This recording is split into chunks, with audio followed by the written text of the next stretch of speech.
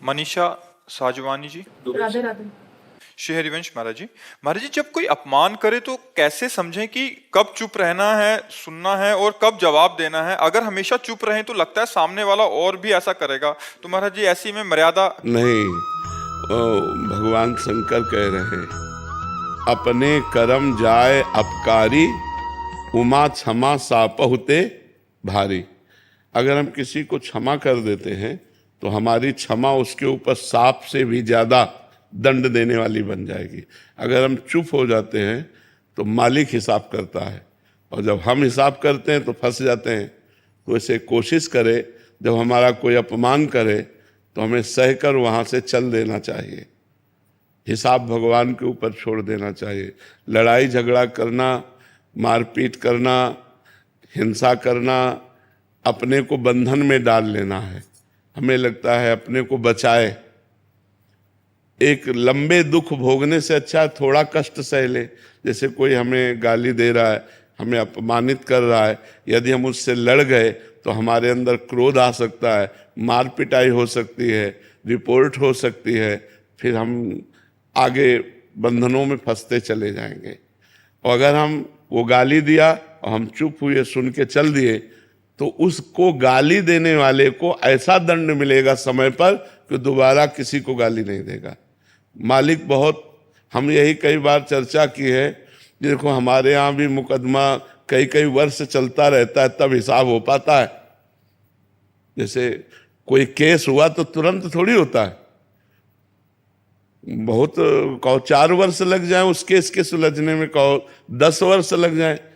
तो ये तो एक देश की बात है और अनंत ब्रह्मांडों का हिसाब है। तो हमारे प्रभु के यहाँ कहते हैं कि देर है पर अंधेर नहीं। कहते ना, थोड़ा देर तो लगेगी कि आपको वो गाली दिया तुरंत उसको चोट नहीं लगेगी, पर समय आने पर ऐसी चोट लगेगी कि जिंदगी में गाली देना भूल जाएगा। अपने को सहना चाहिए। ज़्यादा विरोध और लड़ाई झगड़ा और हिंसा आदि करने से हम खुद बंधन में पड़ सकते हैं। तो हमारी सलाह तो यही है कि अगर कोई गाली दे तो चुप हो जाए, कोई अपमान करे तो सह ले, अपना कर्म मान करके कि कोई हमारा बिगड़ा हुआ कर्म होगा। अब हम तो साधु वेश में हैं तो यही समझाएंगे। हम तो यही कहेंगे कि अगर वो गाली दे रहा है तो हम सह जाते हैं, और वो हमको अपमानित कर रहा है तो चुपचाप चले जाते हैं। हिसाब भगवान के ऊपर छोड़ दें, क्योंकि जितनी जेलें भरी हिसाब करने में ही तो भरी हैं। कहीं हम गलत कर बैठे, कहीं हम हिंसा कर बैठे तो कानून का अपराध हमारा बन जाएगा, कानून के विरुद्ध हमारे आचरण बन जाएंगे, तो हम भी अपराधी माने जाएंगे। तो इसलिए हम मारे पीटे नहीं, हिंसा ना करें, क्रोध ना करें, सह जाएं, भगवान से प्रार्थना करें कि हे भगवान उसकी भी बुद्धि शुद्ध कर दो।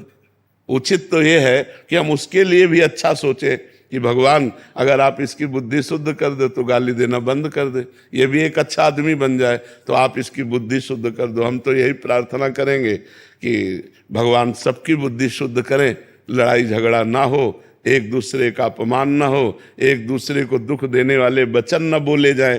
पर आज नाक में गुस्सा रखा है सबके, नाक में गुस्सा, जरा सा धक्का लग जाए तो आदमी आदमी के ऊपर एकदम टूट पड़ता है।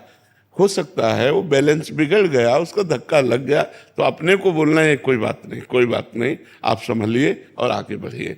लेकिन जरा जरा सी बात में, क्योंकि खान पान सही नहीं है, तमोगुणी भोजन है, तमोगुणी विचार, तो जरा में गुस्सा आ जाता है। हमें सहन करना चाहिए, सहन में बहुत आनंद है।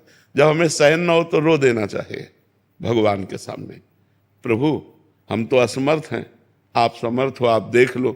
वो जब देख लेंगे ना तो बहुत अच्छी तरह देख लेंगे। तो यदि हम कर्म बुरा करते हैं तो 4 दिन भले हम चमक लें, इसके बाद हमको गिरना पड़ेगा। तो बुरा कर्म का बुरा फल भोगना पड़ेगा, अच्छे कर्म का अच्छा फल। तो वो तुम्हारे साथ बुरा कर रहा है, तुम उसके साथ अच्छा करो तो तुम्हें अच्छा सुख मिलेगा, और वो परिणाम में दुख भोगेगा। ये सिद्धांत है। और लड़ाई झगड़ा करोगे तो जैसे वो अपराधी वैसे आप अपराध कर रहे, तो फिर उसको दंड भगवान क्यों देंगे? फिर तो आप भी अपराधी कर, उसने गाली दिया आपने गाली दे दिया, उसने विरोध किया आपने विरोध किया। उचित बात है हम विरोध न करें, हम गाली न दें, हम सह जाएं।